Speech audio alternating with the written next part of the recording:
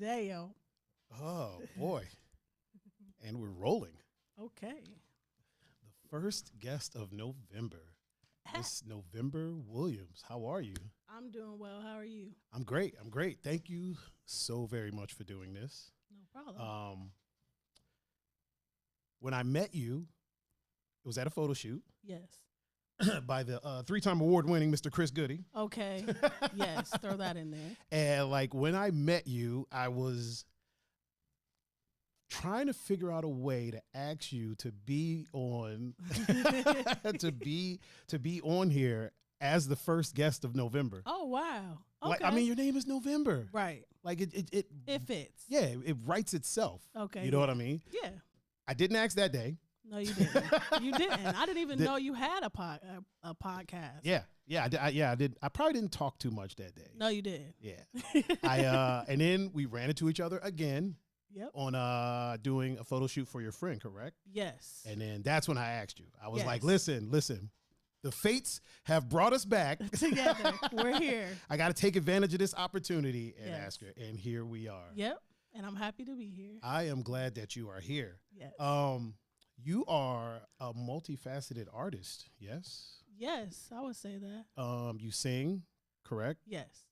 Model, Yes. yes. I'll go ahead and say yes. Yes. I'll say it for you. You sing, you model. Okay. Do you play any instruments? I used to play the flute and the French horn, but when I got to high school, I became a cheerleader, so I had to switch to choir. Wait, hold on a second. Because I wasn't expecting that. Yeah. You played the French horn. I played the flute first since the 5th grade. Then when I got to I school, understand that, but Yeah. you don't meet people that play the French horn. no, my band director actually switched me to the French horn because I can sing.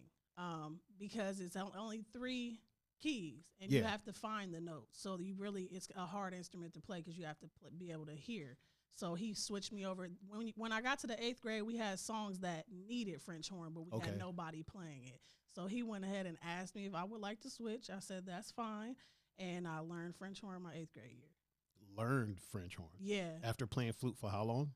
for 3 years. So 3 years on the flute and then one on switched French over to horn, French and horn. then I got my band career was over in 9th grade. So let me ask you this. You have to be able to sing in order to play French horn? You don't have to, but since it was like he had to hurry up and teach someone, he chose me because I sang, and he knew I could play by ear.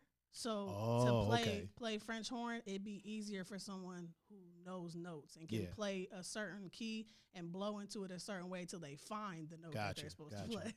I played saxophone, which Oh, was okay. easy. I Yeah, mean, saxophone is smooth. yeah, there's a plethora of notes on For there sure, that you can. a lot. Yeah, of French horn. buttons. Yeah, there's three only keys. Yeah, but that one key can take you to 6 different Yeah. notes. Each key can take you to 6 different octaves. So it's similar to like the trumpet. Yes, very similar. Man, How you blow into it is what the note that you get. Yeah. Yeah, you just don't meet a lot of people that play French horn. No, you do not.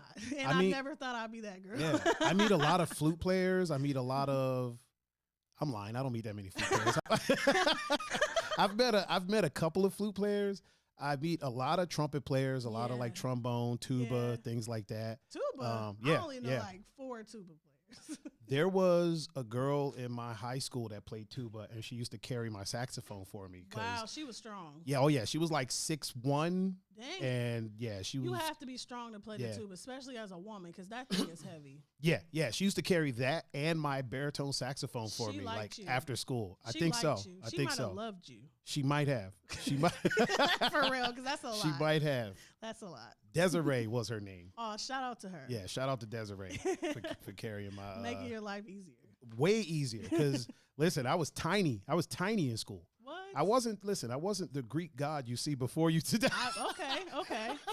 Not even close. Yeah, I was tiny in school, and like because I went to like high school like very early, and I went to college very early, so I was tiny. But yeah, I wasn't carrying that thing. Hell no. No, yeah. That was a lot. Sax was pretty big. The case was big. The instrument wasn't that big, but the case was huge. Definitely. Man, so how big is a French horn? French horns aren't like super big, are they? Circle. It's like circular. Hold on, talk right into that microphone for me. French horns are like circular. Okay. And then they have a big bell. So it was like, the case was about this big. It was heavy because I went from flute, which is this big, a flute is tiny, to that. So it was like totally different. It was I would leave it there most nights that I was supposed to take it home and practice because I tell him like, listen, I'm not taking that home. Yeah. So.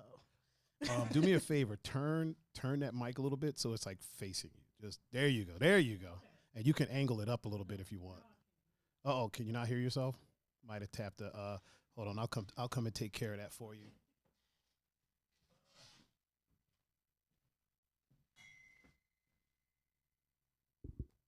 Yeah. Yep, I'm back. Oh, it's trying to go in and out. Okay, I'm good now. I'll just finagle it. Quick little technical difficulty real quick. It's all good. Okay, so getting back to you. Yeah. When did you start singing? I started singing at 5 years old in church. Okay. My Uncle George is a pastor.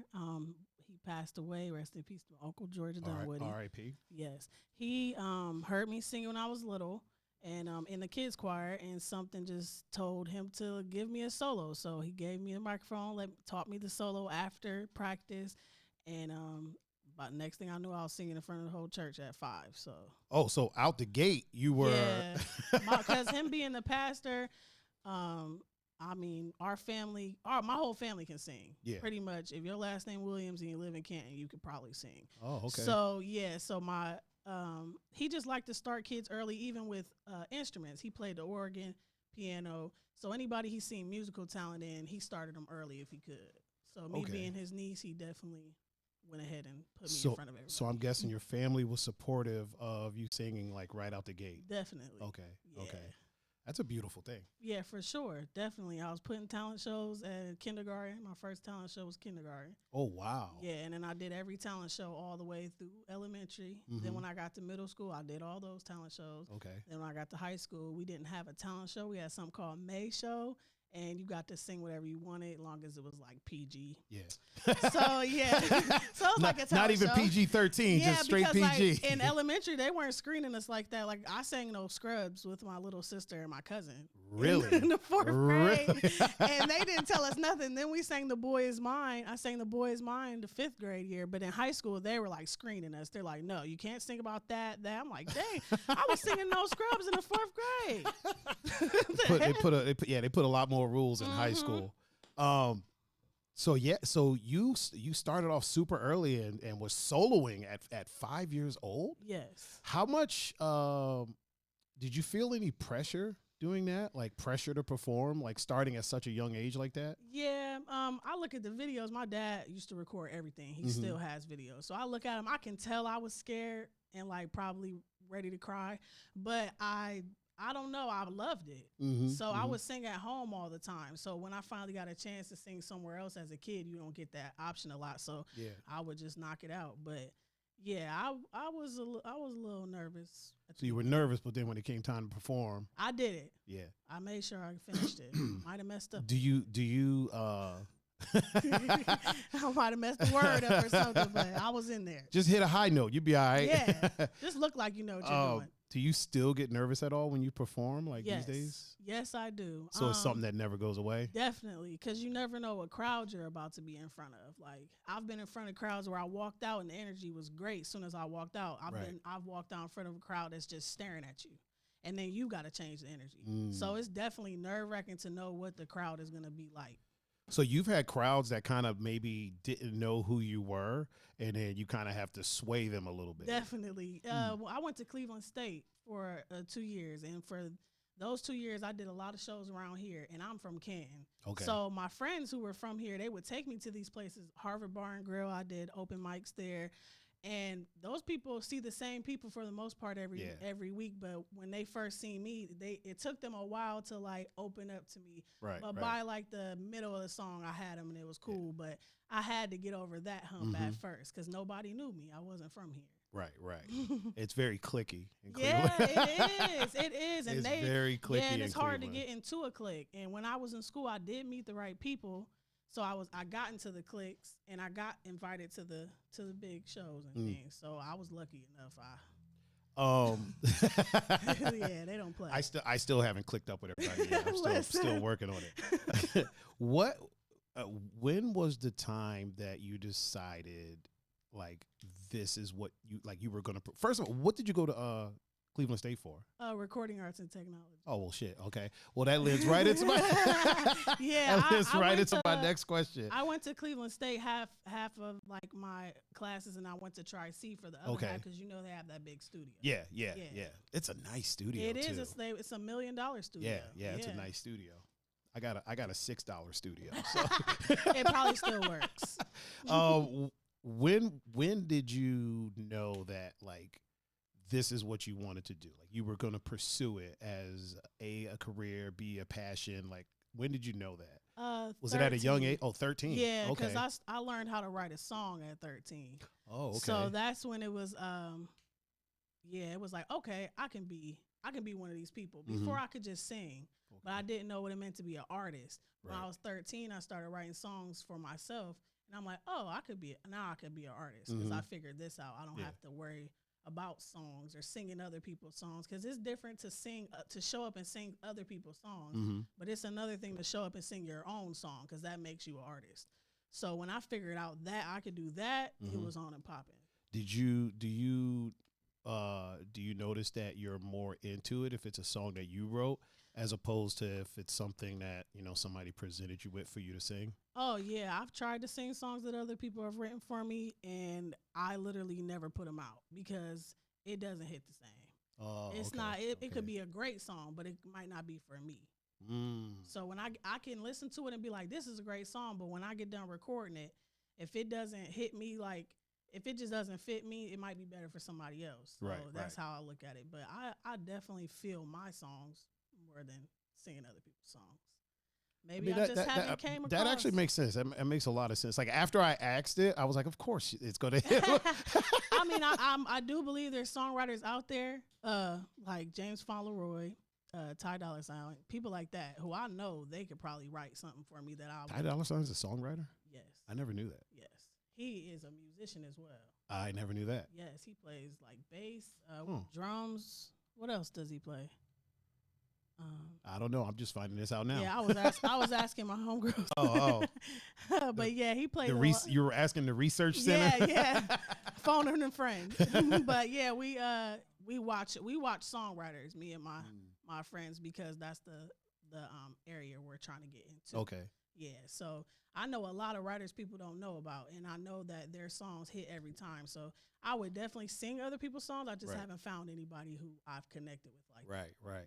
I had saw you post before. You were talking about songwriters, and you were talking about like, names. You were saying basically the sentiment was like, these are names that you probably have no idea who they are, but these people have written songs for basically everyone that everyone loves. Yeah. You know what I mean? Like the people that people look up to or are starstruck by know who these people are. Yeah, they do, and they usually have the same kind of money as those people that are stars. Yeah.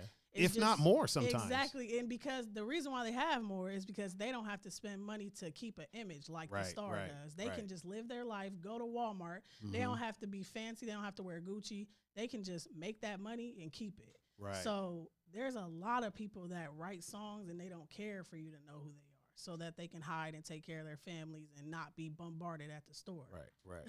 That's as an artist, do you feel like you have to keep up like appearances and whatnot? Definitely. For me to come here today, I could tally the things that I had to, hair, nails, makeup, outfit.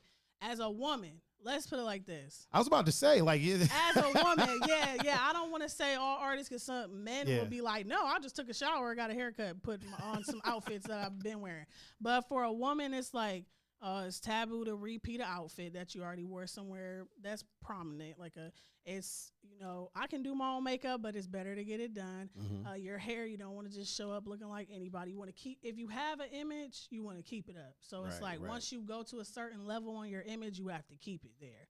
because people will catch you slipping. Yeah, I understand that. If I go bald, I'm fucked. Oh, yeah, because that afro is your thing. Yeah. My logo is my afro and the glasses. Yeah, Like, so if I go bald, I'm screwed. Yeah, so you can't lose your glasses. I can lose you know what? My sight can get messed up because my glasses aren't real. Oh, okay. No, it's just the image. Okay. I mean, well, this isn't about me. We'll talk about that on the podcast later. But that's just the image. Okay. So if my sight can go and if I have to get glasses, I'm already good because people already think. But if I go bald, oh, it's a wrap. Yeah, you'll have to switch your whole image up. I'm gonna have to switch it like Julio when he went bald. He still had the thick beard. And I can't grow a beard. What? I cannot grow a beard. I can grow a goatee. This is it. I haven't shaved in probably 2 weeks. This is all I got. Wow. Some dudes will love that though. Some dudes get really hairy and have to keep up with that. See, I'm not a hairy individual. Oh, I'm not a hairy individual. I can't tell. I wouldn't. I mean, on my head, that's a whole different cup of tea. But my arms, legs, stuff like that. I don't really grow a lot of hair. That's good though. That's good. Hashtag blessed. Very, very much so. You said you were a cheerleader. Yes. How was that? How long did you do that actually? All 4 years of high school. I went to Canton McKinley. Yes. Okay. The reason I was a cheerleader is because I was a gymnast. I started as a gymnast when I was 4 years old. I'm learning so much about you right now. Yeah, so I could flip, and that was like a lot of the points at tryouts. Mm-hmm. So for cheerleading, you have to know how to dance. You have to learn to dance, a cheer, and jumps and tumble. Tumble was a lot of points, and so I pretty much would always make the team because anything they had on that checklist I could do since I was a gymnast. So everything else, it just fell in line. So I was a cheerleader in middle school too, 7th and 8th grade. Then I got to McKinley, tried out, and I made the freshman team. And I just made the teams all the way up till senior year. I was captain my senior year. Oh, wow. With me and my best friend, Sierra K. Hall, shout out to her. Shout out to Sierra. We were co-captains because we couldn't decide because we both were that good, and we both were cheerleaders since freshman year. So we really couldn't pick who would be the captain, so we shared it. Shared it. Okay. Yeah. You a bigger person than me because I'd have been like... No, we shared it. We were already best friends, so we're like, well, we might as well just do it. That friendship would have ended right there for me. I'd be like, nah, fam, nah. I got this. Nah. So you were pretty popular in high school? I would say. I mean, yeah. I like to be, low key on that. But I won homecoming queen. Okay. Yeah, so I would say that makes me kind of popular. I mean, but you didn't have like a rough high school life? Like, did you get bullied at all or anything like that? Or no, I got bullied for being pretty. I mean, that, yeah. Yeah, no, for real. And I wasn't even like trying to be. Like, I would just be trying to be in class and just hide it because I'm not like a spotlight type of person where girls would still bother me because they thought I thought something else about myself. Okay. So yeah, that's a tricky topic, but yeah, there's a thing. There's such thing as a girl being pretty trying to mind her business, and some girls' insecurities coming through. Yeah. And just them bothering them, trying to push their buttons until I feel like that probably still happens a lot. Like, it does. Even in the adult world. Yeah, but like now I keep myself away from other women. If they're not in my circle, I don't even deal with them because that ends up happening. Yeah. Like they may act like they want to be my friend, but after a while they'll start seeing how people react to me, how I am, and they somewhere get jealous, and then we have an issue. So I try to just keep my circle small. Let me ask you this. Do you notice that also things like that happen in the industry as well? Definitely. Like, are there people that sometimes maybe will be hesitant to work with you because they feel like you'll outshine them? Yeah. I feel like that happens to you all the time. Yeah. Like, I'm asking these questions. Like, these are rhetorical questions. Yeah, like, no. It's weird because I get that women are they embrace me with the music thing. Like, we'll be like, all right, we want to work together. It's rare that I end up having a jealous woman artist because we try to big up each other for real. I try to be there for other women, but men, I'm going to keep it real with you. When I have not issues with men, but there's some artists out here that, they don't like the fact that I won't say effortlessly am moving forward with my music, but they don't like that I don't know how to explain it. They don't want to see me like make it farther than them. Okay. Okay. Yeah, they yeah, don't. yeah. They won't share my stuff. They won't. They won't do. But they have known me for years. They've known me since I started singing as a youngin. But they won't share my stuff. They won't tell the next person, "Hey, you need a singer on your song. You should work with November Wiliams and get me paid." They won't do those things. So, it's class like A jealousy. You really, and they think that I don't know that that's jealousy or that's because I would put them on, and that's what's weird about it is I had to pull back from people having conversations like who's the best rapper in the area, and I would name people, but then I slowly realized that they don't really fuck with me. So it's like I'm about to quit telling people about you. The sentiment wasn't returned. It's like it's not mutual. So I'm gonna just start being quiet when those conversations are said. Even though I think you're dope, you don't tell people that you think I'm dope for whatever reason. So it's maybe petty, but I can't keep I can't giving that energy to people like that. I can't say that it's petty to be honest with you, because you give what you get. Yeah. You know what I mean? And you get what you give. Yeah. So if you're being supportive and they're not being supportive of you, it's a one-way street. And it's kind of a robbery. Yeah. You know what I'm saying? Yeah, and if I'm pouring into your cup and you're not pouring back into mine, eventually my cup is going to be empty, and I'm not going to have anything else to pour into yours. Exactly. And that's where I've gotten with a lot of artists that I will say I've grown up with. Like, I've grown up with some of these artists. I've been making music for a long time, but there's some people, when I'm in a room full of important people, I'm not going to mention their name because they wouldn't mention my name in a room full of important people. How long have you been making music? I've been recording in the studio since I was 13. When I found out I could write the songs, I started recording. Oh yeah, let's go back to that. So immediately. So you decided that was when you made your leap, was at 13? Yes. It really wasn't a big leap. I did a contest called Canton Idol in my city, and I won some studio time. Okay. So that was my first time ever going to the studio. After that, people started hearing about me. And then boys in the city that were like high school, they had studios in their basement. They're like, "Hey, we didn't know you sing. Come over here." So I would go to their studio and just sit in. And I'm young. I'm 13, but I'm listening to I've never seen the home studio situation. Yeah. I had only seen the real studio situation. Yeah. So I started liking that and hanging around in it. A lot of hip hop, a lot of underground feels at 13 kind of molded me into what I am for real, because that's where I started. But yeah, studios, a lot of home studios I started in. Yeah. That's actually pretty dope. Yeah. Because there's a lot of people that don't know what they want to do at 30, let alone 13. Right. You know what I mean? And at 13, you had the foresight to be like, this is I'm good at this, and I wanna succeed at it. Definitely. So 13 is when you started like recording. Yes. And that was were those home studio? Well, you won studio time. Yeah. How many songs did you record in the studio that you won the time in? I believe I just recorded 2 songs because I only had a certain amount of hours. Oh, okay. Yeah, but one of the songs I recorded, my mom loved it to death, and it was like, she still talks about that song. Like that was her jam for whatever reason. She was showing all her friends when she would have parties. My mom would have like outside, like kick it outside parties. She would play it for them. I'd be in my room like, oh my God, here we go. But she would be like, listen to the song she made the other day. And I'm like, okay.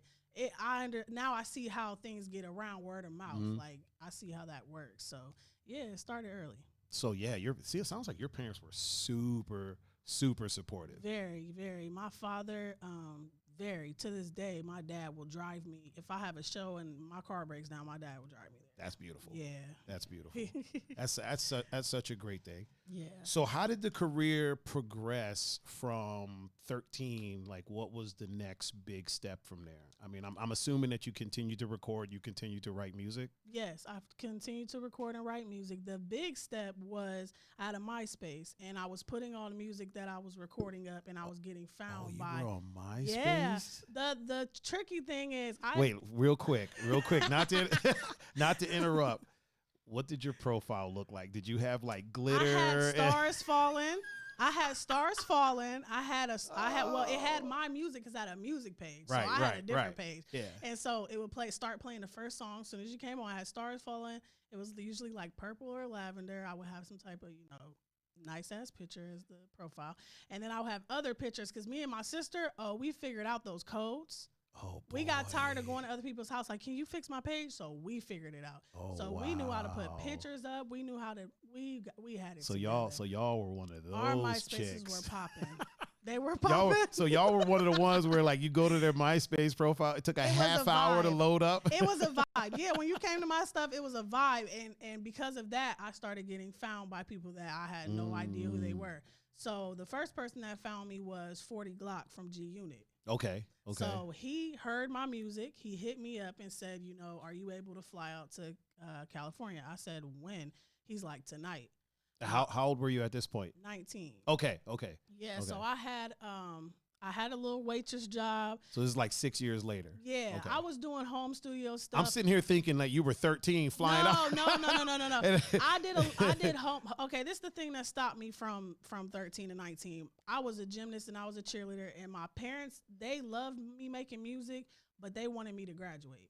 They did not. There was offers always given to me, especially at 16. My music really got good at 16. Okay. But the offers that were coming in it was just too much for my parents because they would have to sign that stuff at that time. I wasn't grown. And my mom was like, no, you're going to finish school. You're going to, see what's up with college, and we're going to do that. So I stayed in high school. So I didn't do nothing but little shows around the city until I graduated high school. Oh, okay. Once I got out of high school, I started doing my thing. And that's when you started your MySpace page. Yeah.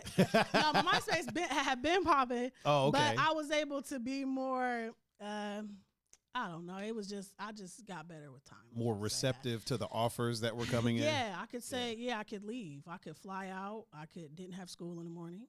So it was like I could go wherever. That's pretty important. Yeah. So I was working at shout out to Papa Gyros. I was working at Papa Gyros in Canton. Papa Gyro? Papa Gyros, because Steve will dog me if I don't say gyro instead of gyro, because he used to correct me every day. Are they still open? Yes, and he actually has like 4 locations. He's doing really good. So shout out to him. I'm gonna have to go try it. Yeah, they're good. They're gyros are this dang on big. You can make like 2 sandwiches out of how much meat he puts on there. And that's exactly what I'm going to do. So shameless plug. Shout out to you, Steve.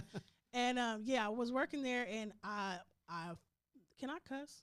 Of course. Okay, I fuck with Steve. Yeah, I was wondering this whole time. I'm trying to like censor myself, but no. I fuck with Steve. He's such a Greek. He's such a very Greek man, and I don't even know. I just fuck with him so much. I told him what I was about to go do, and he said, listen, if it doesn't work out, you can come back and work for me. He didn't fire me. He let me leave. And I didn't have a return date, and he didn't care. He said, you can come back. If you need a job when you come back, you have a job. That's dope. I said, okay, I'm really leaving now. So I called 40 Glock. My father was a little hesitant because he's like, I mean, the dude's name is 40 Glock. I'm pretty sure. Yeah, my dad was very hesitant about this because he's like, hold up, I had never been on a plane before. So my dad's like, I'm about to go drop you off at the airport for you to do what? And I told him, he's like, let me talk to him. So now I have to call 40 Glock, and my dad knows his freaking government name now. And so he gives me a red eye. Not only was this my first flight, this was a red eye flight in the middle of the night. Ooh, so he was like, come out right now. Like now. Yeah, like today. My dad dropped me off at Cleveland Hopkins. I flew to Washington, D.C., and then I flew 5 hours from D.C. to California in a red eye all night. Wow. It was the weirdest experience because I was sitting next to a porn director. Do you remember the name of the porn director? I do not, but he was from Cleveland, and he was coming home to visit family, and he was asking, we weren't talking at first. Was he older? He was about middle age at that time, but this was 2009. It was probably Peter North. Yeah? Yeah, it might have been. Peter North that lives in the Ohio area. Okay. He's been in the game since like the 80s. Okay. And he's one of the biggest names in the game. Yeah, he had a little flowery shirt on. I'm like, oh, yep, sounds like who is this cool guy? And then we get to talking, and he's like, what are you going to California for? And I'm like, I'm going out here to make music. He's like, okay. And he actually gave me a speech about the girls that come out to California and the things they get into looking for money. And he told me to be strong on what I wanted to do because there are people out there that will try to. He said, take it from me because I'm in the industry. There are people who will offer you things to make you lose who you are. He's telling me this on the plane on my way out there, and he does this for a living. Yeah. Yeah. So it was like, okay, God, I hear you. I'm not gonna go out here and do. I mean, a lot of people go out there to. A lot of people go out there to be, you know, actors and singers and directors. And then they start losing that money, and then they end up in porn. Yeah. Period. Right straight to porn. Yeah. Like don't pass go. Just straight to porn. Like it's nowadays, it's a little bit different. It's still porn, but they end up on like OnlyFans and things like that. Yeah. But, so they can do it in their house. I mean, but they're in more. They have more control over it at least now. You know what I mean? Like at least you're working for yourself. Whereas before, you end up out in LA. Room full of people. Oh my God. How could they do that? I don't even. Wait, how do you know there's a room full of people? Listen, what you been? Okay. I dated a guy whose uncle. His uncle is. I'm dating a guy whose uncle is a porn director as well in Vegas, I believe. So yeah. I've directed. I've heard. I've filmed and directed a few. Did you? Yeah. I was going to say. We'll talk about that on the podcast later. Okay. We're jumping over that. So you fly out to LA, correct? Yes. To meet up with 40. Out to LA, to meet up with 40 Glock. Yes. How was that meeting? It was fun. We stayed in a house. The house had a lot of other artists in it. It had 2 studios. And there were. Oh, so you weren't at a hotel. You were I went straight to this house. Okay. And this house was like in a nice neighborhood. I can't even tell you where we were at, but it was the label house. Yes. There were other artists. There were live-in producers and engineers. Notes was one of them. He was dope. So like dudes sleeping on the couch and just. So it was like all about work. Yeah. Okay. It was like the hood studios, but like 10 times better. But you wake up every morning, and if you have an idea, you can literally walk into the studio. And that was like a whole nother idea, because Notes, he would be in there regardless, because that's his thing. Yeah. So you can wake up in the morning and go see if he's in there, and if he's in there, you can just start writing a song or see what beats he has. And so he was always awake. He was always, Notes didn't sleep. He was one of those. He really cool, but he didn't sleep. He slept for a few hours, but he was trying to get to it. They were so close to like getting the bag that they didn't sleep. None of them did, for real. I did, because my jet lag was terrible. When I got there, I had jet lag so bad, I think I slept like the first day or so. Don't you gain a few hours going out there though? But I flew through the night. Oh, so it kept me up, and then when I got I flew through the night. So next to a porn director. And I actually, you know what's crazy is I fell asleep for like 45 minutes, and he let me. I think I slipped over and laid on him, and he let me lay there. I woke up on his damn shoulder. And didn't end up on the internet. No, good job, man. When I tell you this, that plane ride was the weirdest thing ever. Because the way back home was perfectly fine, but the way there was like signs were just left and right. But he was cool as heck. But I'm like, that's how people get got though. Yeah. He's so cool. Well, I mean, usually when you've been in the game that long, you done seen everything. So he's probably just like, at this point, he's probably just mellow. Like, it is what it is. And he's like, you know what you want. Like, because I Yeah. wrote songs at the time. So I'm like, if I'm not going to be an artist, I'm just going to write songs. Yeah. Now, if He's you were like, iffy going out there, he'd have probably been like, hey, well, "Come here's to my house. card. Yeah, come party with me. Yeah, no, he was not even on that with me. So it was cool. That's what's up. That's what's up. How long did you stay at the house out there? I stayed for about a month. A month. Yeah. Did you? I'm assuming. I know this is a rhtorical question. Did you record any music Yes, while you were I out did. there? Yeah, I did. I did a few hooks for 40. Okay. I don't know what ever happened to them. I don't think 40 ever dropped. So I think that's why I never heard them. But I also was shopping. This was my first time ever writing for other artists. Like Trey Songz was looking for songs for Trey Day at that time. And so Notes he wanted to send songs to submit. So Notes was trying to write songs, but when I got there, he's like, hey, you want to help me see if we can get some placements with this? He would get emails that would say this person is looking for this, because he was so plugged in. Yeah. So he would sit there in the morning and read those, and he was like, oh, Trey Songz looking for something. You want to help me? I had never wrote for a man before. We wrote a song called Open. That was the one that he actually listened to. Okay. But the thing is, they have to record it, and then after they record it, they have to decide if they want it. I believe he recorded it, but it didn't get chosen for the out. Gotcha. So yeah. What was that like writing for a guy? It was weird, but Notes was helping me because the words that I would say that was like too feminine, he'd be like, no, let's do this. Yeah. So it's good to have help like that Yeah. because I still don't have a lot of practice writing for men. I want to, but I just, I mean, you can write for me. I can't sing for shit, but. I will. Listen, I will. I'm trying to get into all the genres. So you recorded a few songs out there, wrote some songs for other people. Yes. Overall, positive experience, yeah? Yeah, it was very fun. Any drama or anything happen while you were out there? Yes. I'm assuming you probably can't talk about that, or is it? No. Is there anything you can discuss? This was public drama. So, okay. So when I got off the plane, I get to the house and I got there at night. I fell asleep. I woke up the next day. They're all on the laptop looking at these videos, and I'm like, "What's going on?" And they're like, I start watching the video. It's Lil Wayne getting stopped. Okay, so really? Lil Wayne was in town, I guess. And Lil Wayne says, he's a blood.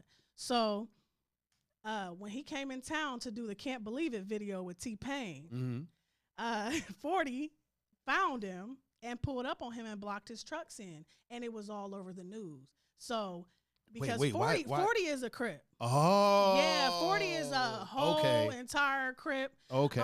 He's not. Damn, your dad let you roll out there with a Crip? My dad didn't know because Tory's real name is 40's real name, I've been calling him Tory, is Tory Glassaway or Gassaway. I mean, is that out there? Like, should we be putting this government out there? Probably not. But he just seemed, when he talked to my dad, he didn't give my dad any vibes like that. And at the time, there wasn't nothing gangbanging like that. But it just so happened that when I hit LA, that came out. Now, my dad ain't like watching stuff like that, and the internet wasn't that good thing. But I was scared because I'm like, I'm up in this house with y'all. What if Lil Wayne sends his goons and I'm just here? Yeah, y'all up in here cripping. I'm just an Ohio girl. I don't got nothing to do with now one of y'all. And so it was weird because the whole time I was there, that was like the topic. Yeah. Because everybody started wilding after that. And so I was kind of upset because I like Lil Wayne. I'm like, no. I'm like, why you do that? Why you do that to him? I like him. You're like, so if we make music, can I not fuck with Wayne anymore? Yeah, exactly. If I sign to y'all, does that disqualify me from making music with Wayne? Because I don't know if I'm gonna do this. Yeah, that'd be a weird situation to be in. Yeah.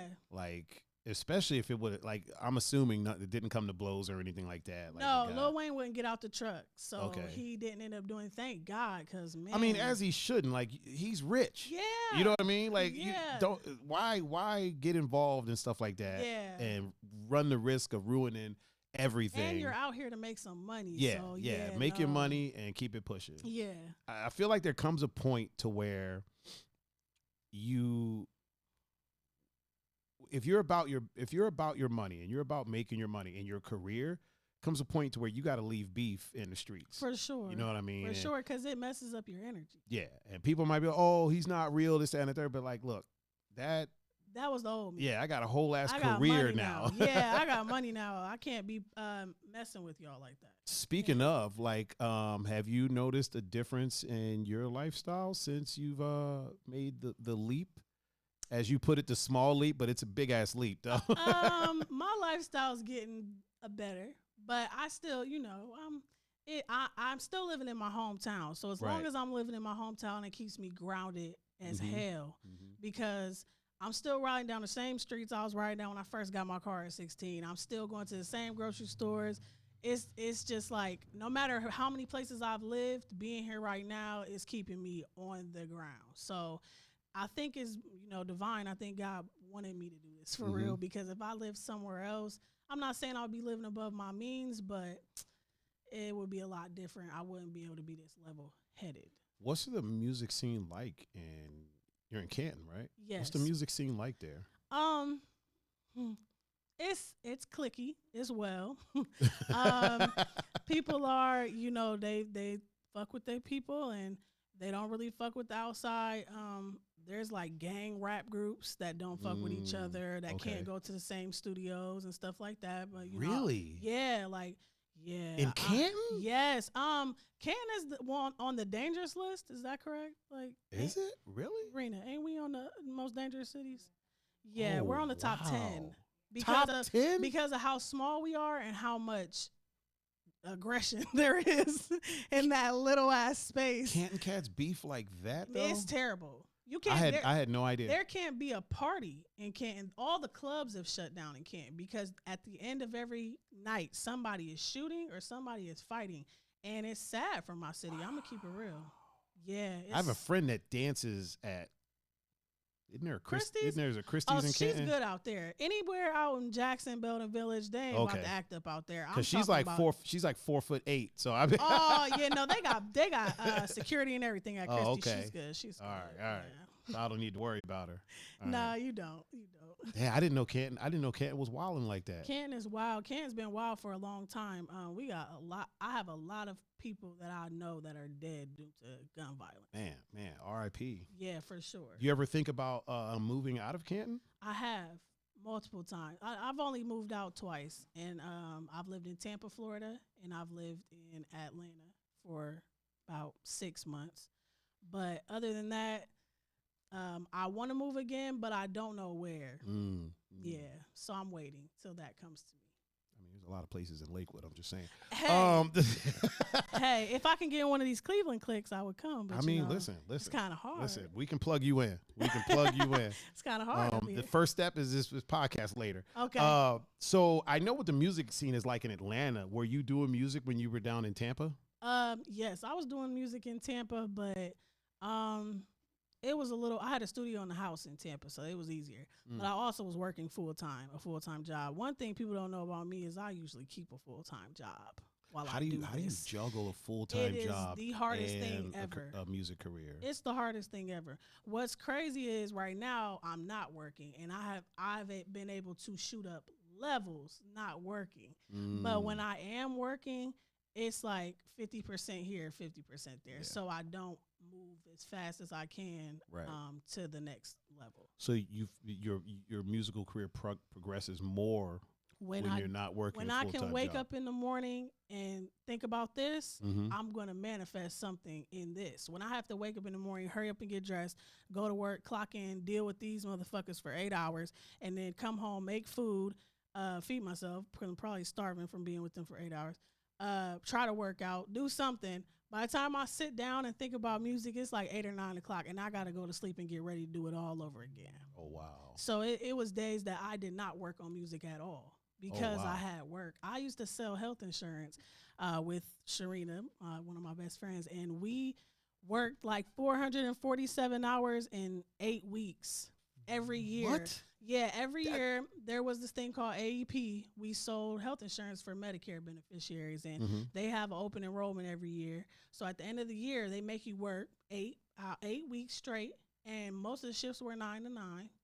So we literally, she didn't even see her kids. Like we had a lot of money, but we couldn't spend it. So it was like I have to find a happy medium. Yeah. I did that for like 2 years. And then we went to another insurance company and we sold homeowners insurance. Like we kept getting our licenses. Yeah. So we sold homeowners insurance, and even that took my day away. I didn't have time. So I had to find a happy medium. I started as a waitress back in the day.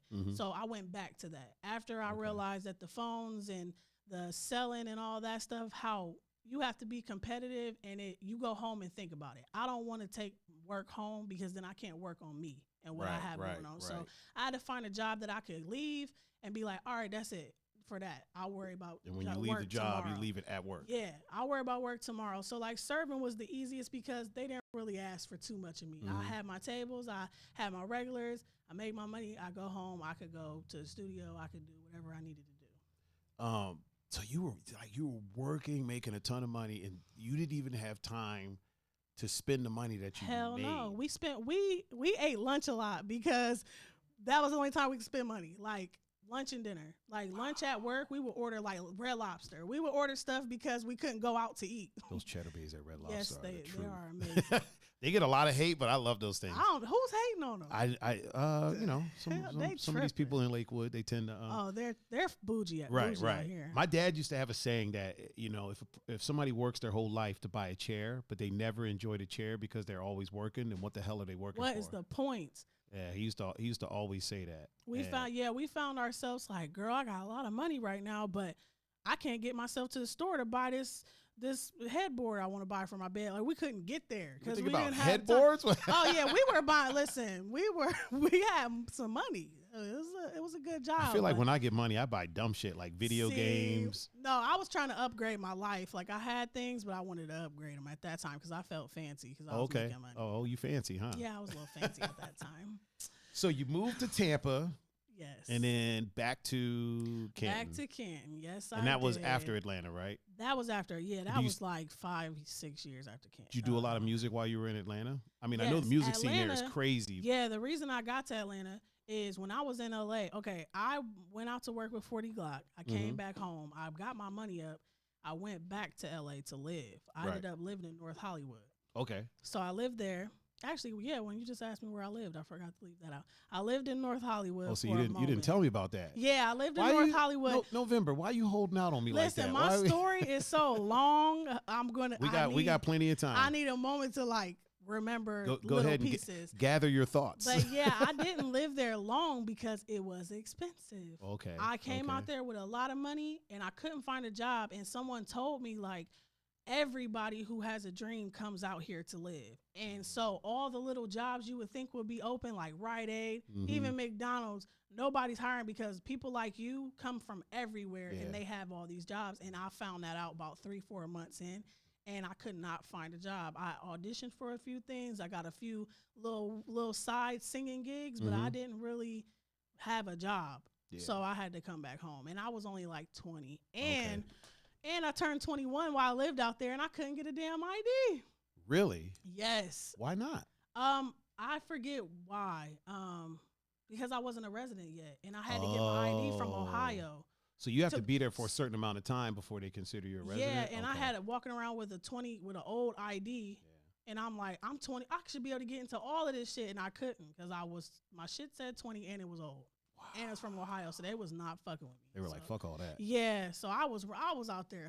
Woo, so I came home, and and that's how that went. So then after that, well, actually, while I was out there, before I came home, a guy called me named Andrew. It wasn't the porn director, was it? No, it was okay. not. Andrew, shout out He wasn't out there like, hey, I heard you ain't got a job. No, I'm glad he didn't. I'm glad he didn't know I didn't have a job. But shit, I see, like I said, I see how that could happen to a female because you go out there, you trying to keep up with these women who probably got sugar daddies and shit. They look nice and they got gym memberships and shit. You're trying to do all that shit, and then you just run out of money because you're like, I can't find a job nowhere. I used to get on that train and drive, or sit on that train and get off at every stop and try to apply to jobs. Really? I was in Hollywood and Vine trying to apply to jobs, and it was not working for me. So a week before I left, I had a friend named Kali out there. He was my trainer. He ended up being my friend.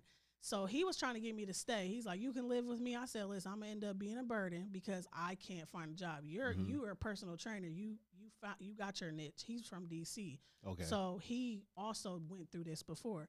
But he's like, you can do it. Just try to stay a little longer. I'm like, no, I can't. I don't have an ID. Even if I get a job, I don't have an ID. See, the problem with that, never listen to people from DC. I moved to Ohio from DC. Really? Yeah, let me tell you a little something, man. DC, we are very supportive people.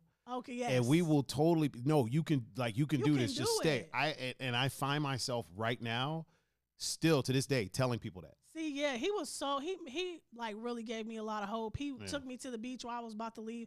He, like I told him I'm about to leave. He took me to the beach that night, was like, just sit out here for a minute and just feel it. You're not going to want to leave. And shout out to him because he really almost convinced me to stay out there broke on his couch. But I couldn't do it. But shout out to Colin. Yeah. You know, another thing it is too, so a lot of times DC heads, we like to keep those that we care about close to us. Yeah, he did like not. I constantly try to get people to move to Lakewood. Yeah, he did not want me to go home. He's like, please don't. He was begging me. Yeah. And I just felt I wanted to stay, but he would have been my only like real ally, and it just wouldn't have worked out.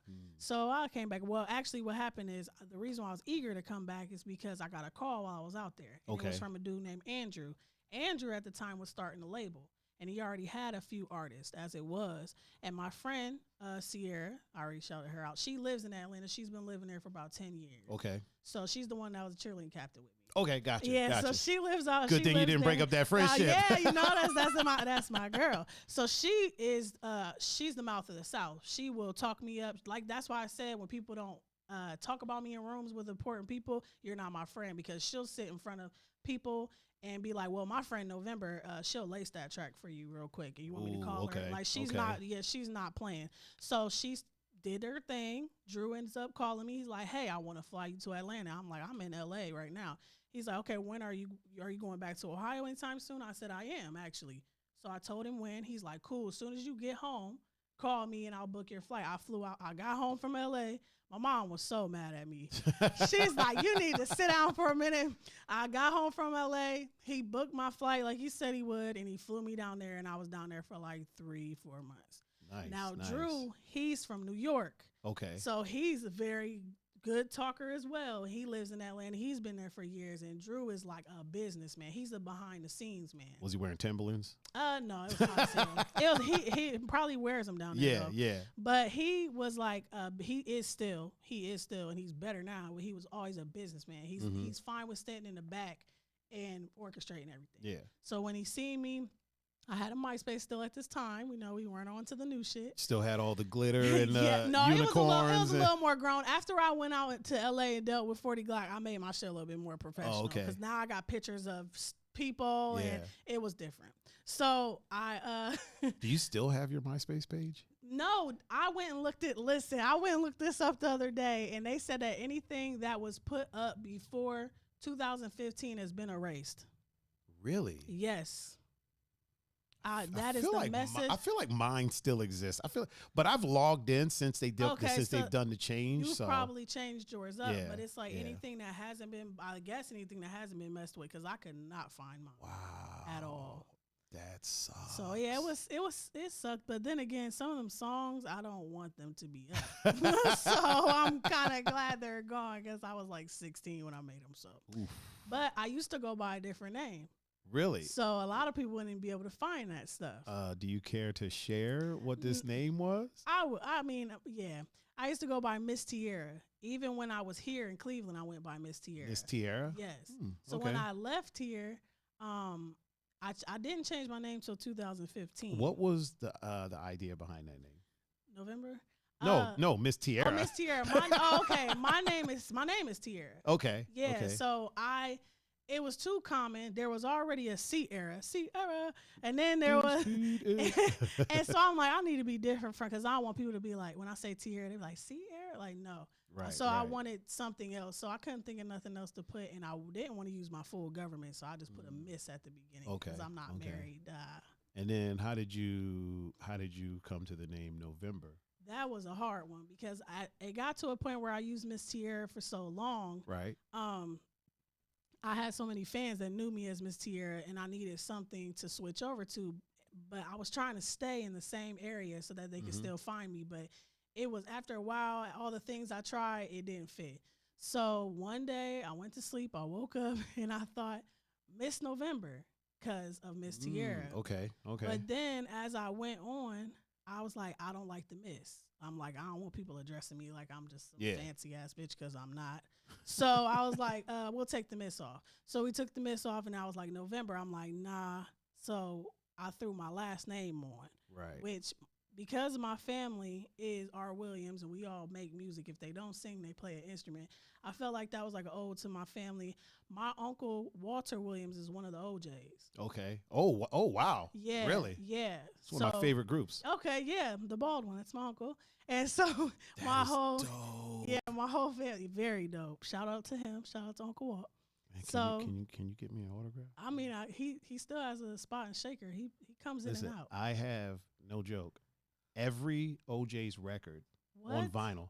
In that other room against that wall, in that cabinet, those are all records. I have every OJ's record. And that's crazy because I say it to people and it doesn't register a lot. Like when I say my uncle is one of the OJs, they're like, oh, that's it registers cool. here. But I'm like, some people are like, whoa. But then some people are like, oh, okay. Yeah. And I'll have to tell them like, money. They're like, oh, okay. But still, they don't get it. Or I love music. People that know them, or family reunion. people, I'm like, you listen to them all the time. You just don't know You just it. don't realize it. Yeah. They've been sampled a lot too. Oh yeah, so they make money. My uncle told me one day that even when their music gets played in like a store in Macy's, they get paid for that. Wow. Yeah. Movies. That's a beautiful thing. Like if their song is in like how All About the Benjamins, their song is in there every single time, not just when it came out. Every time it's played on TV or anything, they get paid again. See, placement is where it's at. It's beautiful. It's a beautiful thing, and that's what I'm on my way to. Placement is definitely the move. Yes. So you switched the name to November Wiliams. Yes. And did you notice that you got more traction with that name than you did with your previous? Absolutely. Okay. Absolutely. I mean, it's a very catchy name. It is. And is your birthday also in November? Yes, my birthday is November 9th in 4 days. Oh, shit. Happy birthday. Happy birthday. Thank you. But yeah, it was very catchy. It's people that know my real name. There's people that know my real name and call me November now.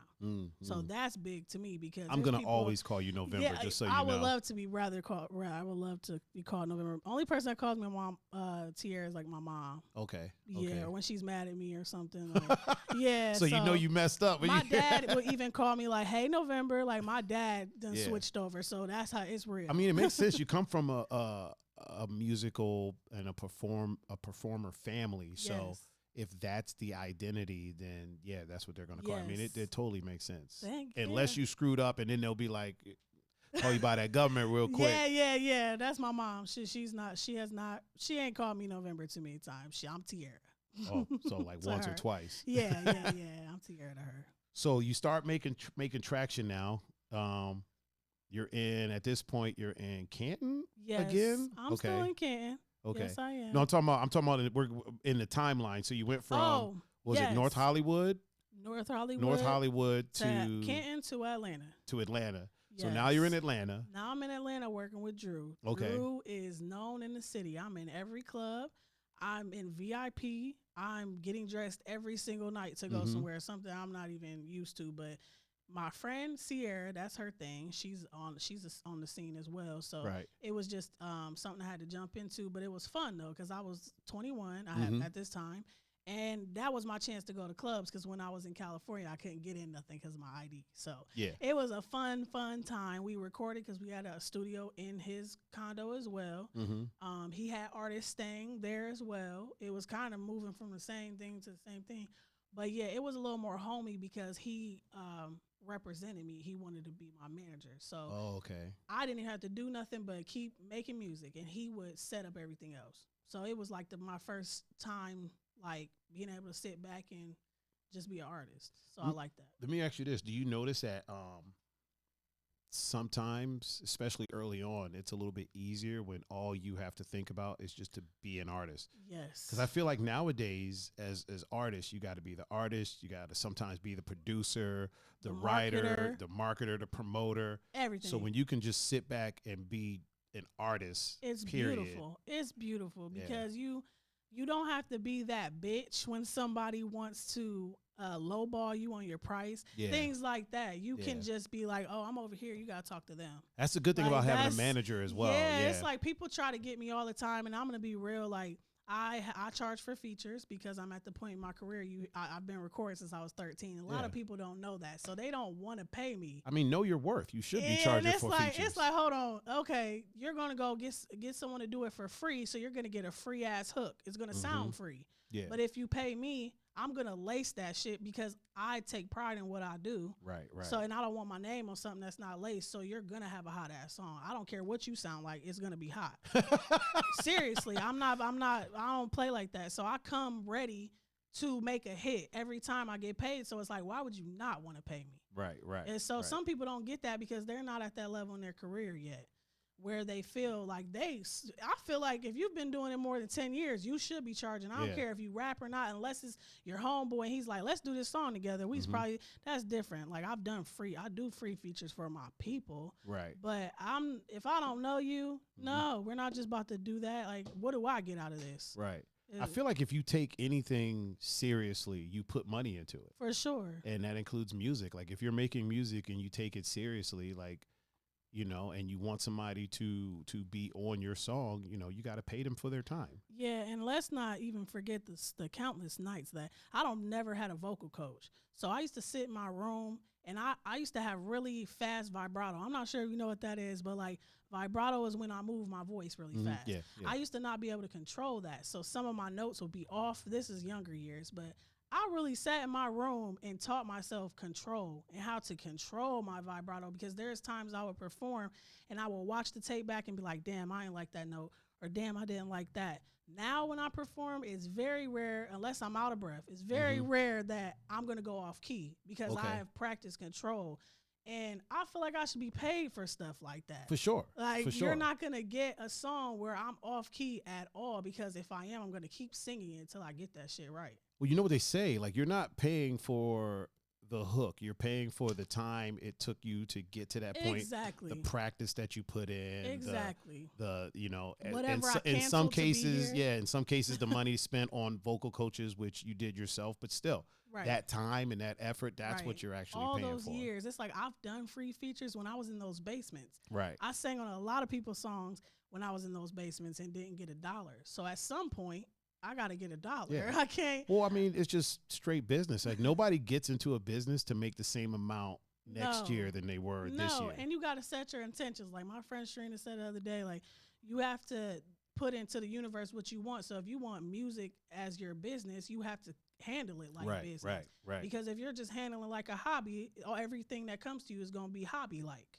Speaking of your friends, you have some of the most supportive friends I have ever met in my life. Man. I know the people can't hear them or see crazy. them, but I just want to shout them real quick. Yes. Because if I was a person, right, and I met you and my friends weren't as supportive as your friends, I'd be like, fuck all y'all. Like, hey, that is great, because for real, they are amazing. Absolutely. And they have their own things going on, and I'm that cheerleader for them when it's time. Right. So yeah, like Sharina, she's been with me since high school. Jess has been with me. I've known her for a long time, but we didn't link up until a few years ago. But it's always been a songwriter connection, because she writes songs as well. So we always had this vibe, because songwriting wasn't very important back in the day when we were both doing it.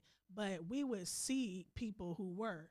So it was like, okay, I see you're doing what I'm doing. Like, we were trying to submit music and get paid early on. So now it's like she moved to California for a while too. So she came back, and when she came back, it was just on and popping. So y'all weren't out there at the same time? We were, but she was in San Fran and I was in North Hollywood. Oh, that's like a few hours. Yeah. That's like a few hours apart. Yeah, but I wasn't there long. Yeah, I told you. Yeah, she was there like months. 8-9 years. I wasn't there that long. 8-9 years? Yeah, she was there for a minute. Wow. Yeah, doing her thing. So, yeah. Have you noticed, as far as like your career, how important is the support of your friends? It's very important. I've had situations where I've been in competition with my friends, and they've wanted, not these friends present right there. Okay, just making sure. Hell no. Making sure. About to get a little weird in here. Hell About to get a little. Hell no. I've had friends that we would all be on the same level, and then if you shoot up a little bit more, it's like you get in the eyes. It's like we supposed to all be moving together. It's like, nah, I put a little bit of more work in, so I'm gonna continue to elevate. I'm gonna always help you because that's the friend I am. But I'm not. If you moved higher than me, I wouldn't feel like that. So it got to that point. But these friends I have right now, this was like, when I say this is divine, like this was supposed to happen. Like they are supposed to be here. And anytime I tell them I have something going on, they all block their day out to come. So it's not even something I have to ask no more. And it's just wonderful. It's just beautiful as fuck. The thing that I've noticed about y'all is that, so when you came for your photo shoot, right, all focus was on you. Man. Nobody else was trying to seek attention. All focus was on you.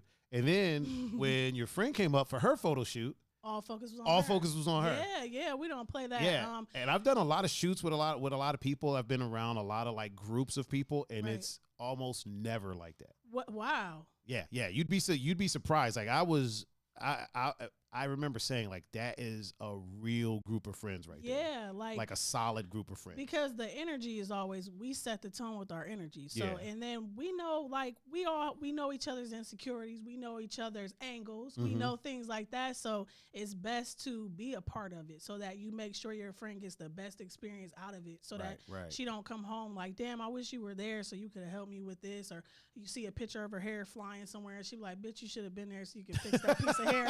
Like, yeah, I try to just be there so that if I see a piece of hair, I'm fixing it. Like, that's what I'm there for. So yeah, I've never had this before. So it's not something that I'm the most used to. We literally clicked up. I introduced them together. Okay. So yeah, like I'm the mutual in between them. So, but they click like they known each other their whole life. So that's why I'm like, this was just supposed to happen. How long have y'all all known each other? We've all been kicking it since like the beginning of this year. I want to say February is when they met. That's it? Yes, they met in February. And they've been besties. But the thing is, I legitimately thought y'all have known each other for like 10 years. See, now that's beautiful. Like literally, I was under the assumption that y'all have known each other. They're both Virgos, though. Okay. Those are my Virgo boos. I'm a Scorpio. Those are my Virgo boos. We're like, Okay. So they click because they are similar. And they like, in how they just click. They're Virgos. Anybody knows what I'm talking about, know what I'm talking about. But yeah, just like Scorpios, we click. Like, soon as I meet a Scorpio, I'll be like, bitch, you're mysterious, and I like it. Bitch, I like it. I don't know you. We've been together for 5 hours. I don't know anything about you, bitch. I'm the same way. And I love it. So yeah, I fuck with it. And listen, those are my boos. I dead ass thought y'all knew each other for like 10, 15 years. No, I've known Sharina for about 10, 15 years. Okay. But Jess, I've known her since Cleveland State. Okay. So 2010.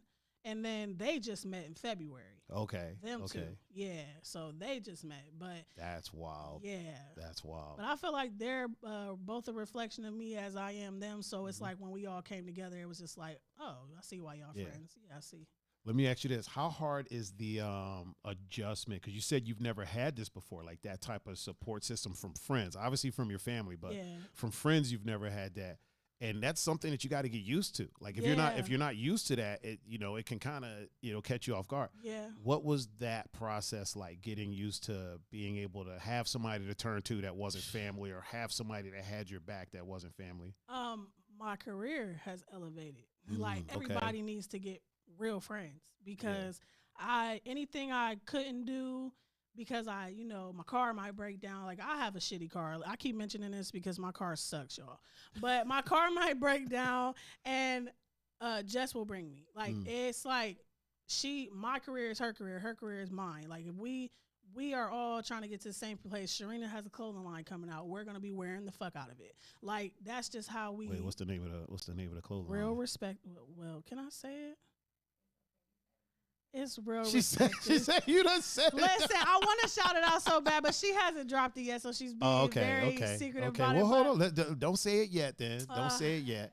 Yeah. How about this? When it drops, you come up and we'll do a deep dive with you. For sure. That's what's up. That's what we'll do. So for now, the people just gotta wait. They just gotta. Yeah. And I'm gonna be wearing it. So just keep your eyes peeled, because. What you mean? I'm gonna be wearing it. Yeah, we all gonna be wearing it. Wait, are you gonna make any men's t-shirts?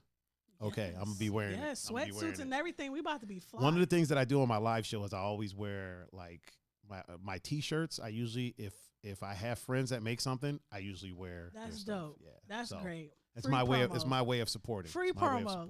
Free promo. So getting used to, once you're used to having that support system, you said it elevated your career. Yes. What were the differences? The energy. Okay. When I do things by myself, it's like I'm not a very open person, but when my friends are around, I can be that. Okay. I'm very I don't know how to explain it, but I don't tell a lot about myself. You just explained it pretty good. Yeah. If you met me by myself, I probably would say a few words. We would get the business done, and I'd be gone. Okay. But when my friends are here, you're going to see me laugh. You're going to see me say some weird ass shit, and I just. It's a good thing they're here, because this would have been a short deep dive. Exactly. That's why they're here, because I need that energy to make me feel like I can be me. Not that I can't be me by myself, but they make it very easy to be me. Okay. Yeah. They're like your security blanket. Yeah, it's like, Yeah, they make it very easy to be excited about what you're doing because they're excited. So yeah, it's great. Do you ever get frustrated in music? For sure. Do you ever, really? Oh my gosh, I just had a situation the other day. Look at that. I can segue my ass off. Look at that. Yes, you can. You're good at this. You're very good at this. You're gonna blow. But I've been trying to get into the shooting the videos. I haven't done a video yet for myself. And I've been running into issues where I don't really agree with how I'm being shot. Like the how many times I'm being, it's like I keep going, and I've only done 2 videos that I haven't really cared for, but I keep going and showing up and trying to do my best, but it's like where there's a disconnect with me and the videographer as to what I see, because when I write a song, I see something. Yeah. Some people don't, but when I write a song, I see a video. I may not see the whole thing because I'm not going to run your shit because you're a videographer. Right. But I see something. So I want to tell you what I see, and you tell me what you see, and we put it together. And it's like I've been running into a problem where people are, just shooting me how they want to, and then I'm not happy with it, and then they don't want to work with me in changing the image, or they don't want to reshoot me, or they, just I don't know. I've been running into that. So I do want to say that if there's any videographers out there right now that would like to shoot November Wiliams, let me know, because I have no problem with working together. But it's just been an issue because also I've been, being rushed. I've been not being able to really sit and look, like how Chris gave me the camera at the photo shoot. Yeah. I was able to go through those. Now, in the case that I wouldn't have liked any of them, which that shit was dope. I mean, that's the 3-time award. Listen, Mr. Chris in Goody. the case that I didn't like any of them, I would have asked to have them reshot. But it's like I haven't been getting a chance to look over the videos. So it's like they just send me the end result, and they're like, "Here you go." And I'm like, hold up, I need this fix, and this. And I'm like, it's just, I haven't liked the way the business has been being handled with that. So that's why I don't have videos out right now. And that has been an issue this year. Mm-hmm. Ever since I started trying, it's been an issue with me, and I'm trying to get over that. But I have good energy that it's the right video is coming to me. I'm just not about to put something out there that I'm not confident in. You ever think of directing it yourself? Yes, because it seems like you keep working with videographers that also want to be directors, and their vision isn't your vision. Yeah. So to that, I would say, you ever think about like just directing find a cinematographer and then like basically not doing everything yourself because you're not going to film and edit it, but directing it yourself. I have, and for that very reason, my friend is buying a camera in a few weeks, because also like I've never been shot by a woman. I feel like, okay, I'm a thicker woman, so there's angles that I would never film myself from.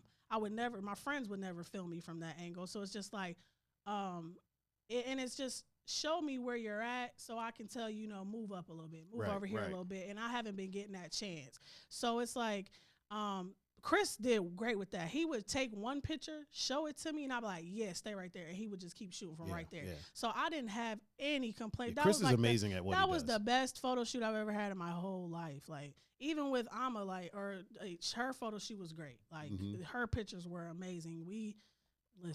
But the video thing has been working out. I will direct. Talking about the Thermate in there? Yes, the Thermate. I would direct, but I love that people have their own lanes. Right. And I really want somebody to take my song to the next level, but just take some of what I don't always have the whole thing. Yeah. I mean, but there's nothing wrong with directing, though. No, there's not. There's a lot of artists that direct their own music videos. I would love to. There's some videos that I want to be really simple, but I want them to look a certain way. And I really, I try to explain it to people and they don't get it. But like, I will end up directing my own videos. Let's just say that. I just haven't gotten to that point yet. But I do respect people that do. That's their art, because I want people to respect my art, but I just haven't found the right person for me yet.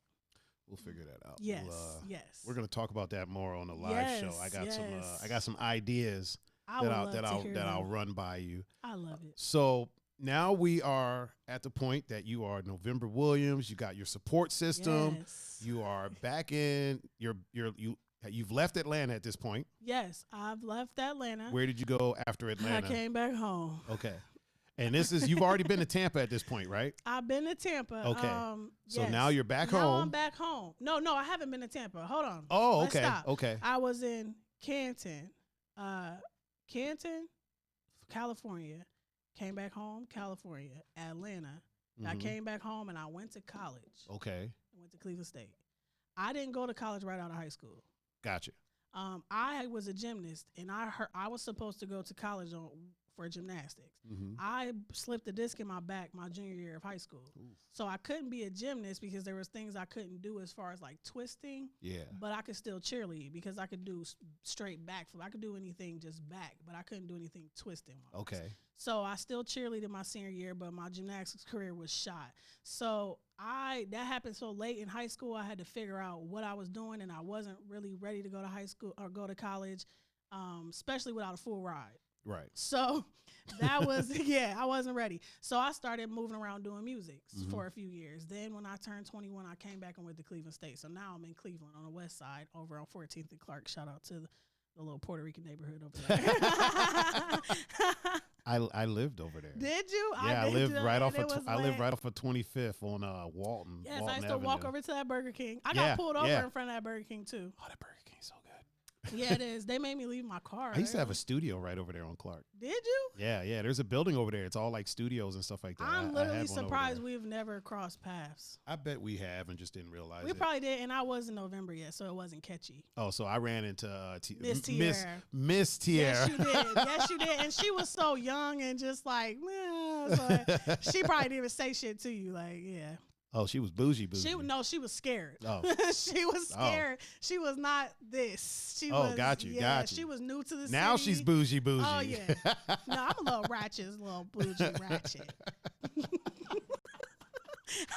I'm a little mixture. God. Like I told you earlier, we're in between righteous and ratchet. Oh, man, I love that so much. Yeah, we live there. So now you're in Cleveland. Yes, now I'm in Cleveland. And I'm in school. I'm working at Fat Fish Blue downtown. Holy crap. Yes, you know what's crazy about that is did you know a girl named Amanda that worked there? I don't remember anything because I smoked a lot of weed. Oh, do you remember a girl that was really buff? Really with buff? Red hair, bright red hair. Jack to the gills. Damn, not ripped, but she was. If she was there, she didn't stick out to me. There was only like a few people. She would have stuck out. Like you can't miss her. I was there between 2010 and 2012. I was there right before they closed. I literally had to find. She might have been there around there. She might have still been there. I don't know. Yeah. That'd be hilarious that if was y'all know so each long other. ago. So you're working at Fat Fish Blue. Yes. I got enrolled into school. I came to live, and I needed a job because I found out that them damn books was $400, and I couldn't go to class if I didn't have them. So I'm like, I need a job. Book prices in college are crazy. That shit was I'm thinking $50. I have 4 books to get. I'm thinking $50 each. Yeah. I get up in there, they're talking about like 4 or something. I had to buy them because there was already other classes that I was waiting to get those books because they weren't necessary. But these 4 classes were necessary. So I'm like, I need a job. I can't just be a college kid. I'm not rich. Mm-hmm. So I had to get a job. I walked to Fat Fish Blue, or I got on the bus and then I walked from the bus. I didn't have a car at the time. I walked to Fat Fish Blue. It was lunchtime, and I walked in and said, "Are you guys hiring?" The server said, "Yeah, I'm gonna go get an application for you." They didn't even give me an application. The manager seen me from the cameras up. Mm-hmm. They were up watching the cameras, and she came down. Her name's Melissa Logan. Shout out to her. She came down, and she's like, "Hey, you need a job?" I'm like, "Yeah." She's like, "Okay, when can you start?" I'm like, whenever." She sat there with me while I filled out my application. She hired me right then and there. And that was like a blessing because I was making tips ASAP. So I could pay for stuff. And I stayed there for the whole time I lived there. You could buy them books. Yes, those books. It was great. And that was a popping ass restaurant. Especially when LeBron was there. Yeah. And the Indians, the Browns, any game that there was, we got packed. I feel like Fat Fish Blue was the spot in downtown Cleveland for a while. Mardi Gras was ridiculous. I worked 16 hours during wow. Mardi Gras. Really? Yes, because you would have to be there early in the morning, and that shit did not close till 5 or 6 in the morning. Oh, wow. Well, when we cleaned up, because if you think about how fucking crazy it was in there, Back in the day when you could be out past 10 o'clock. Yes, Mardi Gras was amazing. I felt like I wasn't even in Ohio when that shit happened. It was fun. Have you ever been to like actual Mardi Gras in like Louisiana? No, I haven't. I want to. You need to get that in your life. I have to. You need to get Especially that in your since life. I work there and I know all the food and all that. Yeah. Oh my God. You definitely need that in your life. Yeah, I have So you're at Fat Fish Blue now. I'm You're cheering at Cleveland State? Oh, no, hell no. I stopped cheering. Oh, so you stopped cheering? I stopped cheering after my senior year at Camp McKinley. Oh, okay. Yeah, okay. I gave so up you were that. cheering at Cleveland. You were cheering. Then once you go to Cleveland State, you're done cheering. Yes. And just focusing fully on music and school?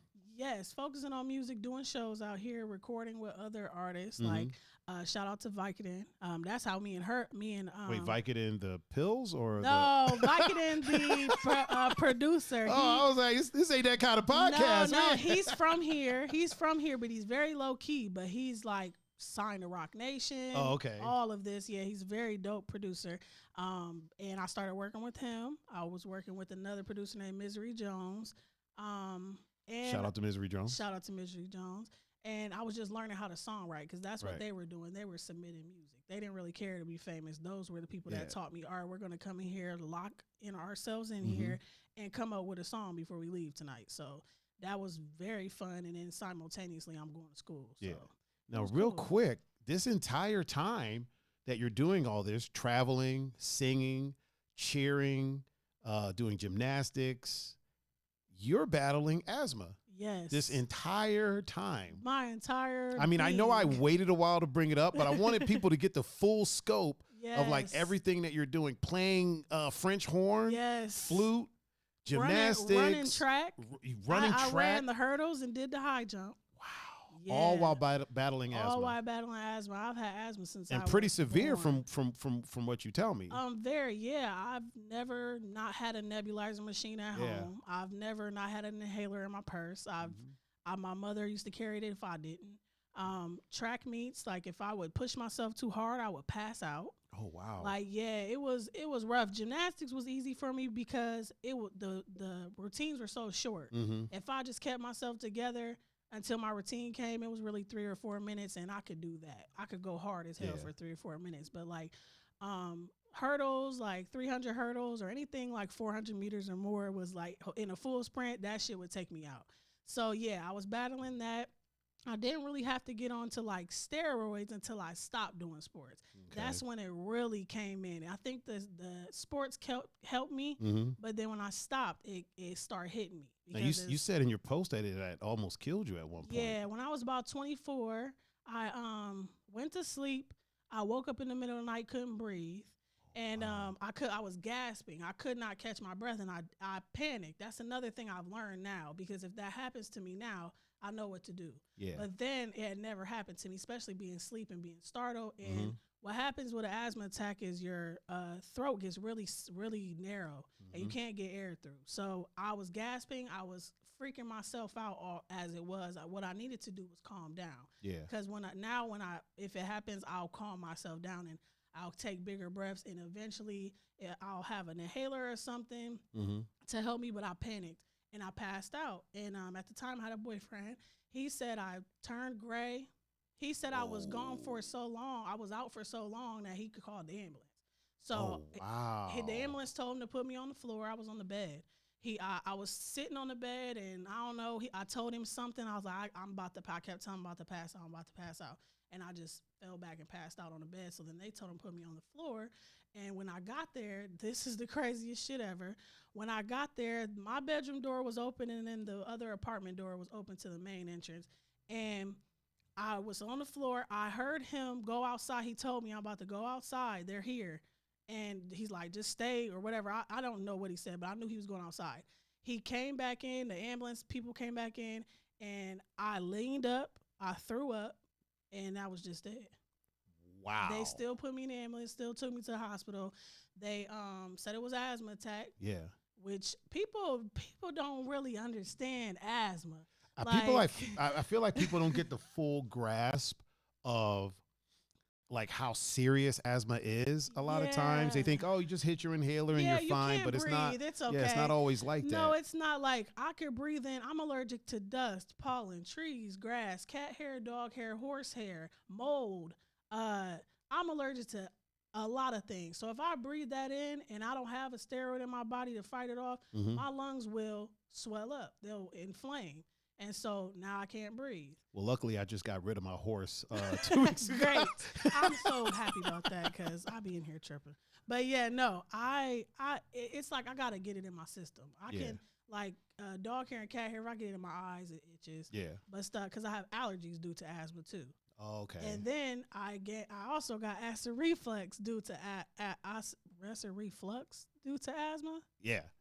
So it's like a snowball effect. Like a lot of people think that they can't breathe because their lungs when they have asthma, but sometimes your stomach got too much bad acid in it, and it's making the gas mess with your asthma. So the asthma caused all the other things. Yes. Wow. Yes, it was like a snowball effect after I stopped working out like heavy because it wasn't just a normal working out. I was a whole athlete. So when I turned that off, it was like, okay, now you're sick, and you have to realize that you're sick. You have to take medicine. You have to pay for medicine. You have to keep health insurance. Like plus, when you're working out like that, you're also working out your lungs as well. Yeah, so your lungs are a bit healthier. They're expanding. They're healthy. So it's like, and I started smoking weed. I started smoking weed when I was in LA. I was about to ask if you were a smoker at all. So I don't smoke anything but weed. I don't smoke anymore, really. I stopped smoking in February. I'll tap it if I'm really drunk, but I don't really do it anymore. But I started smoking weed in LA with 40 Glock because that shit smelled different from what I smell back in Ohio. Yeah. And I'm like, okay, well, they passing it to me, and I'm like, I'm going to try this. I haven't tried it at home with the niggas in the hood, but I'll try it here because this is different. And it was different. I only tapped it like once or twice, and I was high, and it tasted good. It was like, I didn't even know this shit tasted good. But when I came back to Ohio, I'm like, oh, y'all shit is totally different. That's why I wouldn't smoke here. Like I feel like at the time out in LA, they already had like strains and they like had different purple strains haze and whatnot. Yeah. Yeah, they had names for sure. And then out here, it was just weed. It was just weed. Yeah. You didn't know if it was good weed, bad weed. It was just weed. And I came back home and slowly didn't really smoke. Then I started meeting people who were getting it from other places. And that's when I started smoking myself when I could find it. Yeah. But it did become a problem with my asthma because what's crazy is I can smoke the weed that's like good weed, but bad weed bothers my asthma. Oh, really? It hits your throat harder and it bothers my asthma. But there's some good weed out there that relaxes my lungs. Okay.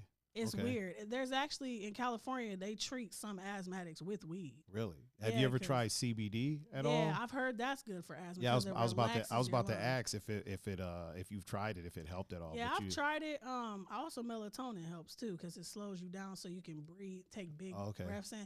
But like CBD, I wasn't feeling it like that. I thought melatonin was for like sleeping. It is, but it makes you like slow down. Okay. So you might like not totally get sleepy, but you will like get calm. Yeah. So you relax a little bit. Yeah. Okay. It's good for anxiety too. So you're doing all this while battling asthma. Yes. How does that affect your singing? It doesn't. Okay. I used to have this thing where if I lost breath in the middle of a note, it would just cut the note off. Like, but now I haven't been having the problem for real. Okay. I think I've been battling it so long, I've found ways around it, so it doesn't bother me in singing at all. So when you perform and stuff like that, you don't really have any issues? Now performing is different. Studio and stage are totally different. Yeah. Well, I mean, you got the lights and everything when you're on stage and all that. And like you don't think you're moving on the stage, but you are. You're kind of moving and singing. Yeah. In the studio, you're standing still and you're belting something out. In the stage, you might just be walking. You might be swaying back and forth, but you're moving and singing. So your heart rate's up. You might be a little more nervous than you are in the studio. I record in the dark. Shout out to Cons. Cons recorded my EP Wait Until November. And he always is like, turn the light on. I can't see you. But I love recording in the dark. Why is that? Because Are you shy? No, but I sometimes to get the vibe of the song that I want, I'll dance or not dance, but like I'll be in there jamming, so that I can ride the beat right. Or I'll be like, if I'm about to belt something out, I don't want y'all to see my face. Like it just makes me comfortable to be in the dark. It is weird, but like dark. I mean, can't see nothing. Like I'll have my phone up so I can see the words if I need to. Like in the closet with the door closed. In the closet with literally in the closet with the door closed, dark. Wow. I like that. That's how I like to sing. Now, of course, it gets hot as hell in there. Yeah. But that's how I like to sing. I can take it there when I sing like that. A lot of my songs you've heard, I was in the closet in the dark. So let me ask you, really? Yeah, all of them. Okay. Yeah, all of them. But like the stage is different because you're looking at people. I was just about to ask, how do you translate that over to the stage? You got people. That's why it's different. I can tell you the way that I do it real quick. How? I wear glasses.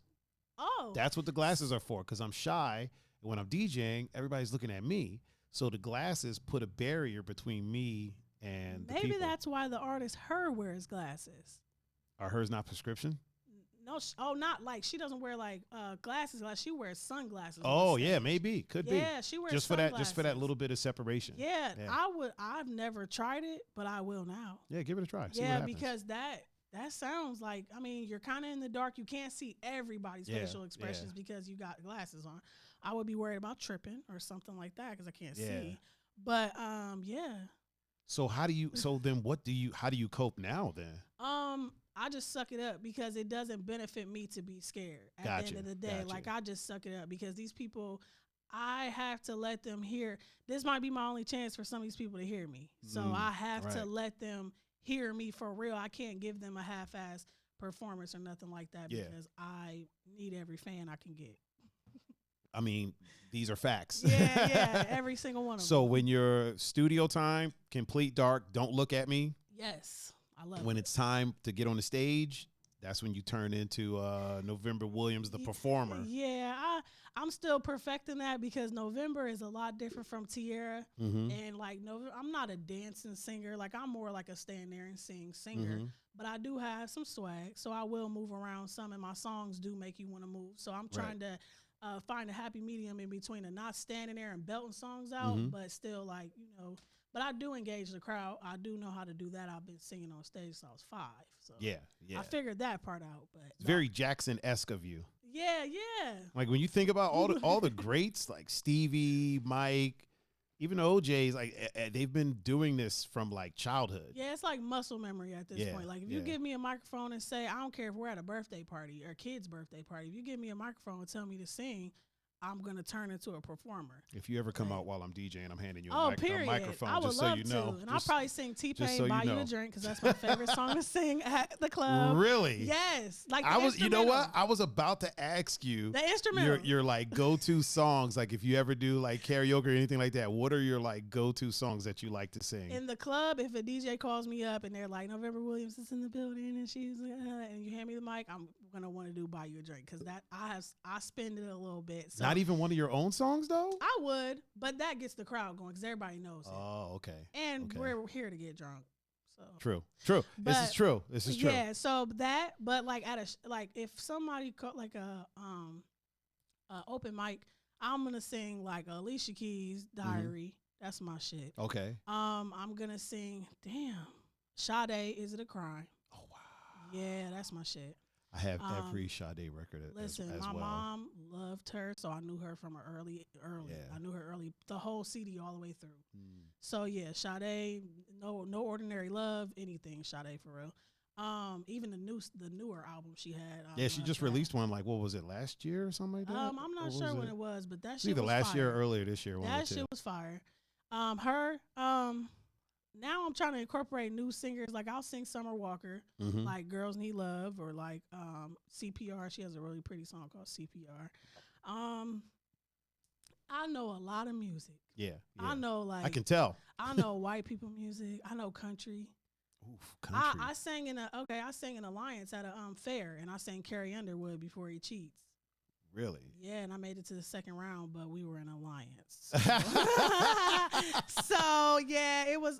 I definitely was going to get up against a lot of. There's enough said on it. Yeah, It was Alliance. I was going against a lot of country artists and stuff. The first night I sang Alicia Keys' No One, and I made it to the second round. The second round, I'm like, all right, I'm about to hit them with something they know, and I tore that shit up, but I lost. And I'm sure the caucasity out there was. I lost to a girl that was known in the city, and she was a country singer, and I felt like I killed that shit. But was whatever. she blonde? Was she blonde as definitely, well? Definitely was a Carrie Underwood replica. So she won. She was their hometown Carrie Underwood. So do your thing. But I did come to their city trying to take their little fair shit. I feel like you kind of took over. I did, because anytime I could do a show, I was there. I tried. Oh my God, I tried out for The Voice in Cleveland. Really? That was the longest day of my life. What were those tryouts like? It was actually terrible. I would never do it again. How long ago was that? That was a long ass time ago. It wasn't that long. I was probably like 24, 25.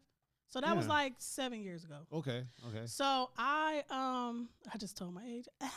So yeah. Ain't nobody counting. Yeah, no.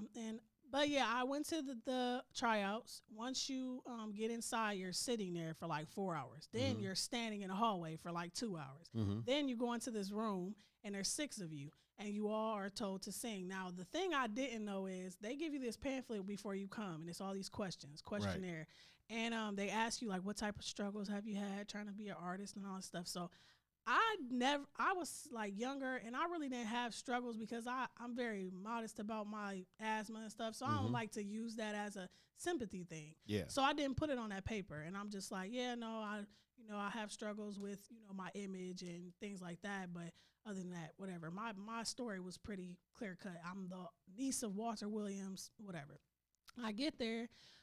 I made it through the first round. They cut 3 people, leave 3 people. They make us sing something else. They cut another girl, left me with this other woman. She was a white woman. She was a vocal instructor at a school, but she had cancer. She beat throat cancer.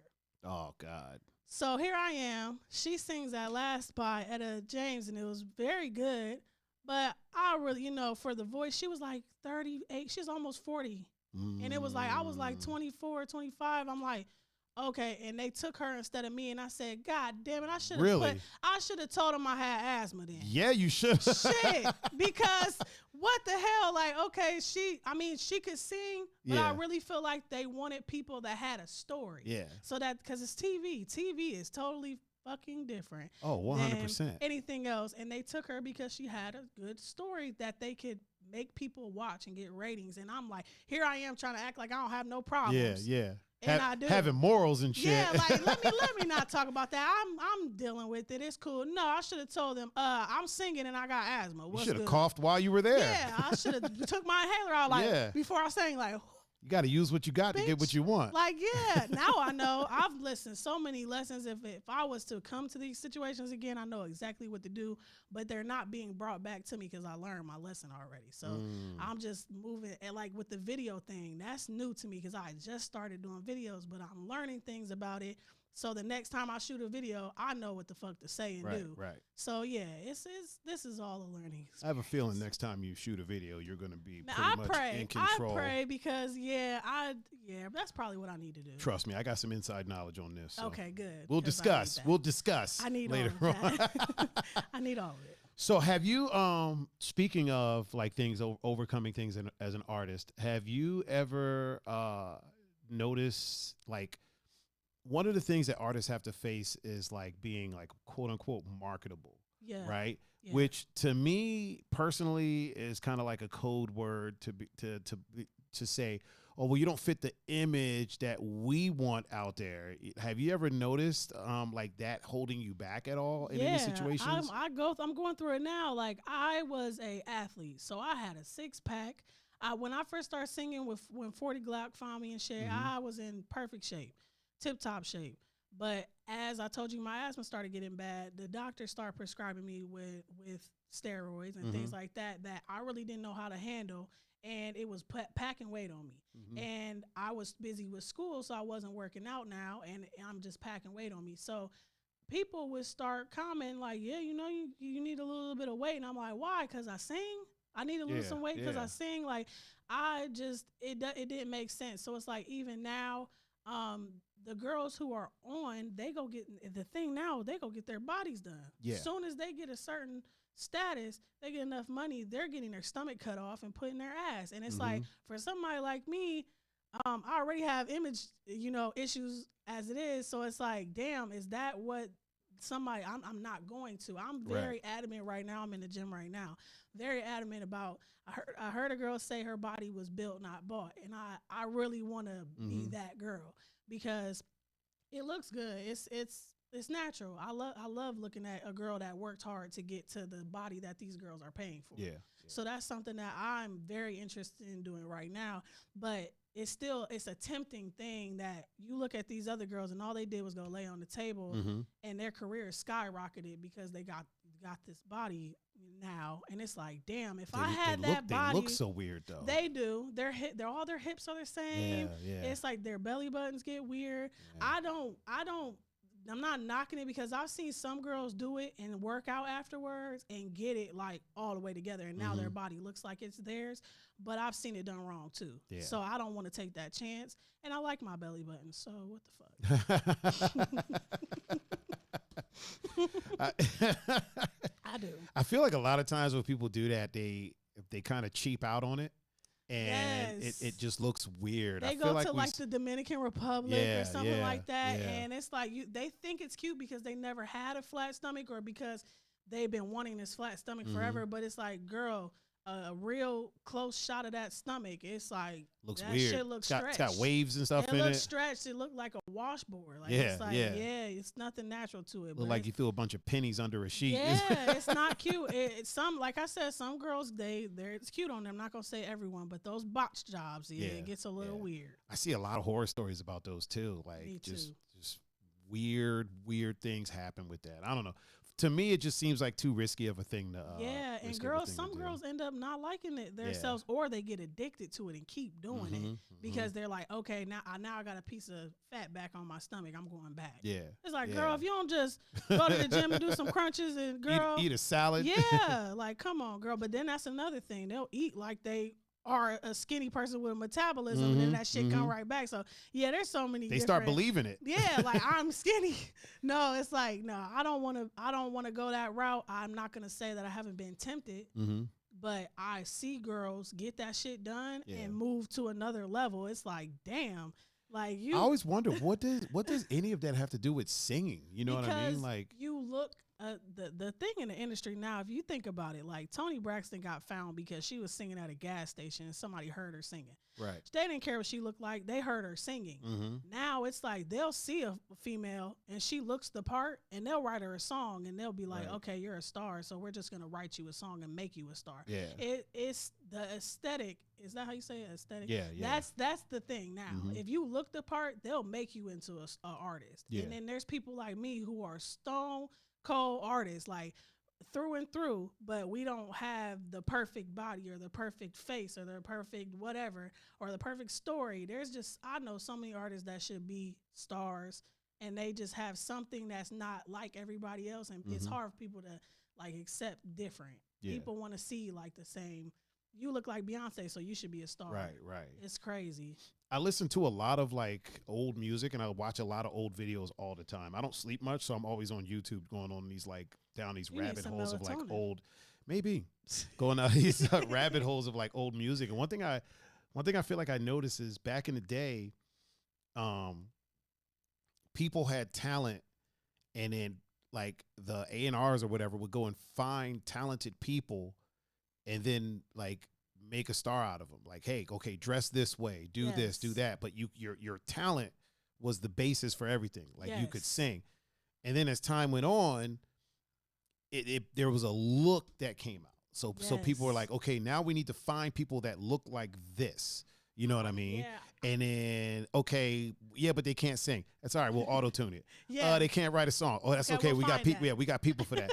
They can't play no instruments. That's okay. We got a studio drummer and a studio pianist. We'll create all that. Yeah, we'll create everything. And I feel like a lot of it nowadays is fabricated. Now especially with women. Yeah. Oh yeah. Especially with women artists. I came out right I've seen both eras. I've seen the era where if you just come and sing a song and belt that shit out, somebody is gonna find you.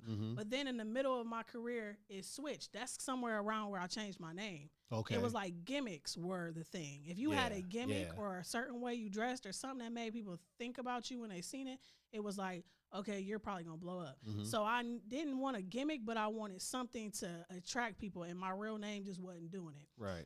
So I seen that switch. I seen that swap they now want you to come to them already packaged up. Mm-hmm. They don't want to package you up. And I heard someone tell me that back in the day, I was talking to a guy that works for Tyler Perry before I moved to Tampa, and he was telling me these labels don't want to see, they don't want to take you on and then record you and do all these things. They want you to come to them with a package already that they can take and sell. With a barcode on the CD and everything. With the bow on it. They don't want to put shit on that package. They want you to come ready with, even with fans. That's a part of the package. Yeah, that's They want huge. you to have your own damn fans. They don't even want to help you get those. Yeah. So it's like, this shit done changed. Because back in the day, they're like, you ain't got no fans? Fuck it, we'll find you some. Yeah, like if you're talented, we'll make a star out of you. Yeah, come with us. We'll put you in front of we'll open you up. You'll open up for Jagged Edge, and you'll get all their damn fans. And now you're popping. Like, now, hell no.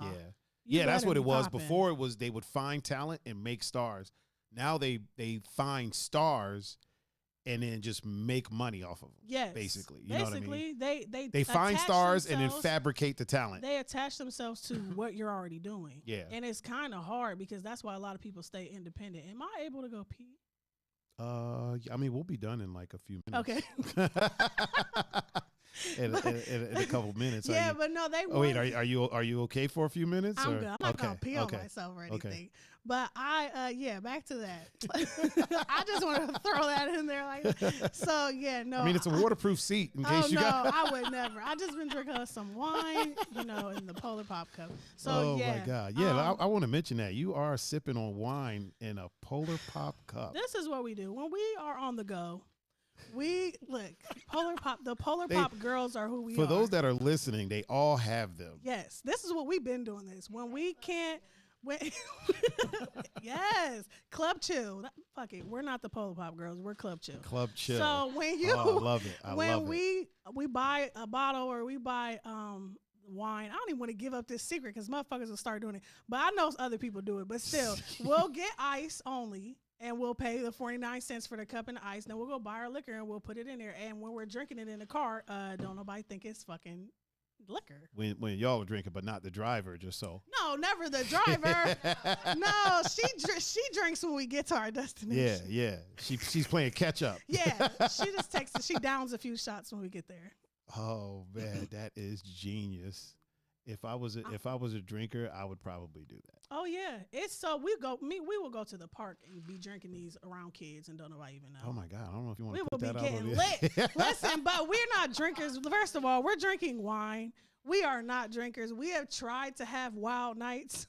It doesn't work out. Like I said, we're in between righteous and ratchet. We come to a point where we're like, bitch, I'm almost drunk, so let's stop now. Or let's go get some food and sober up because we're almost there. I feel like that's the right time to stop, though. Yeah, it is. Yeah. It's perfect. It always ends up being a good night. Because stop when you feel good, not when you're like face down. None of us are that drunk friend. That's why I love the situation. None of us take it there. That's a beautiful thing. Yeah. So it's cool. It's cool. Oh, man.